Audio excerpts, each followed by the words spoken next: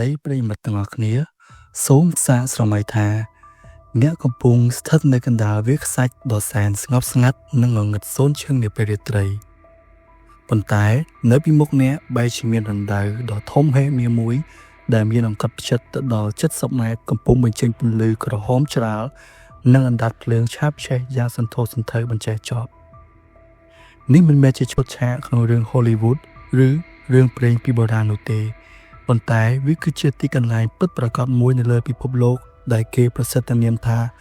ទ្វារទៅកាន់ឋាននរកតើអណ្ដាតភ្លើងនេះកើតឡើងដោយរបៀបណាHarry បានជាវាឆ្កេះជាង50ឆ្នាំហើយនៅតែមិនទាន់រលត់ហើយតើមានអាចកំបាំងអ្វីខ្លះនៅពីក្រោយដណ្ដៅមរណៈនេះថ្ងៃនេះយើងនឹងនាំអ្នកធ្វើដំណើរទៅកាន់វាលខ្សាច់ Karakum នៃប្រទេសទូកមីគីស្ថានដើម្បីស្វែងរកចម្លើយទាំងអស់គ្នាដើម្បីយល់ពីរឿងនេះយើងត្រូវត្រឡប់ទៅកាន់ឆ្នាំ1971ក្នុងសម័យសហភាពសូវៀតនៅពេលនោះក្រុមវិស្វករភូមិសាស្ត្រសូវៀតបានធ្វើដំណើរមកកាន់វាលខ្សាច់ Karakum ដើម្បីស្វែងរកប្រភពថាមពលប្រេងនិងហ្គាសធម្មជាតិពួកគេបានរកឃើញកន្លែងមួយដែលគិតថាជាប្រភពហ្គាសដ៏ធំគ្រឿងចក្រខួងយក្សត្រូវបានដំឡើងប៉ុន្តែអ្វីៗមិនដូចការគ្រោងទុកឡើយនៅក្រោមដីនោះមិនមែនជាស្រទាប់ថ្មរឹងធម្មតានោះទេប៉ុន្តែវាជារូងភ្នំហ្គាសដ៏ធំធេងខណៈពេលកំពុងខួងដីនោះគ្រឿងចក្រស្រាប់តែបាក់ស្រុតចុះក្រោមតែម្ដងបង្កើតបានជារដូវដ៏ធំហេមាគ្រឿងចក្រនិងតោស្នាក់នៅរបស់វិស្វករត្រូវបានលាបប្របាក់ធ្លាក់ចូលទៅក្នុងដីប៉ុន្តែសំណាងល្អគ្មាននរណាម្នាក់បានបាត់បង់ជីវិតក្នុងហេតុការណ៍នោះទេប៉ុន្តែបញ្ហាពិតប្រាកដទើបតែចាប់ផ្ដើមបន្ទាប់ពីការបាក់ដី gas methane សារធាតុមេតានដ៏ពុលបានភាយចេញពីរណ្ដៅនោះយ៉ាងខ្លាំងវាជាហានិភ័យចំពោះសុខភាពមនុស្សនិងសត្វដែលរស់នៅក្បែរតំបន់នោះក្រោយមកក្រុមអ្នកវិទ្យាសាស្ត្រសូវៀតពួកគេមានគំនិតមួយពួកគេគិតថាប្រសិនបើយើងដុតហ្គាសនោះចោលវានឹងអាចឆេះអស់ក្នុងរយៈពេល2ទៅ3សប្តាហ៍ហើយបរិយាកាសនឹងត្រឡប់មកល្អឡើងវិញ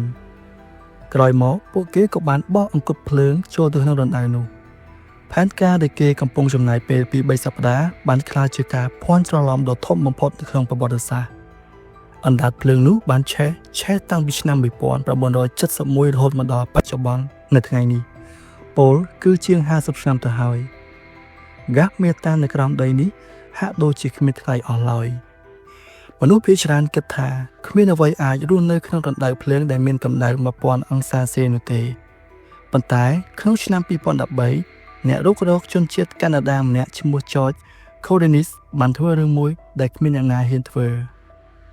លោកបានពាក់ឈុតការពារកម្ដៅពិសេសហើយចុះទៅបាត់រណ្ដៅនោះដើម្បីប្រមូលសំណាក់ពីដីមកធ្វើការសិក្សាអ្វីដែលលោកបានឃើញនោះគឺជារឿងដ៏ភ្ញាក់ផ្អើលមួយលោកបានរកឃើញបាក់តេរីប្រភេទពិសេសដែលអាចរស់នៅនិងលូតលាស់ក្នុងបរិយាកាសដែលមានកម្ដៅខ្ពស់និងសម្បូរហ្គាសមេតាននេះជាការរកឃើញដ៏សំខាន់មួយសម្រាប់អ្នកវិទ្យាសាស្ត្រ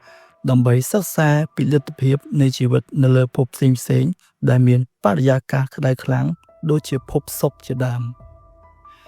បច្ចុប្បន្នទ្វារទៅកាន់ឋាននរកបានក្លាយជាតំបន់ទេសចរណ៍ដ៏ល្បីបំផុតនៅក្នុងប្រទេសទូមីនីស្ថានមនុស្សរាប់ពាន់នាក់បានធ្វើដំណើរឆ្លងកាត់វាលខ្សាច់ដ៏លំបាកដើម្បីគ្រាន់តែបានឃើញពន្លឺដោយផ្ទាល់ភ្នែកពួកគេប៉ុណ្ណោះ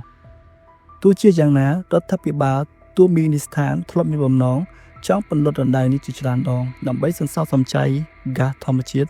និងការពារបរិស្ថានប៉ុន្តែរហូតមកដល់ពេលនេះពួកគេមិនទាន់រកឃើញវិធីសាស្ត្រណាមួយដែលអាចពន្លត់កំហឹងផែនដីដែលបានឆាបឆេះនេះបានឡើយជាចុងក្រោយរណ្ដៅដាវ៉ាសាគឺជាការរំលឹកមួយទៅដល់មនុស្សជាតិថារាល់ការលូកដៃរបស់មនុស្សទៅក្នុងធម្មជាតិអាចបង្កជាផលវិបាកដែលយើងមិនអាចគ្រប់គ្រងបានក្នុងរយៈពេលយូរអង្វែងសូមអរគុណប្រិយមិត្តដែលបានតាមដានស្ដាប់ podcast នៅថ្ងៃនេះតើអ្នកហ៊ានទៅទស្សនាទ្វារទៅកាន់ស្ថាននរកនេះដោយផ្ទាល់ដែរឬទេកុំភ្លេចចែករំលែកមតិរបស់អ្នកនៅខាងក្រោមជួបគ្នានៅពាក្យក្រោយជាមួយនឹងអានកំបាំងថ្មីៗទៀត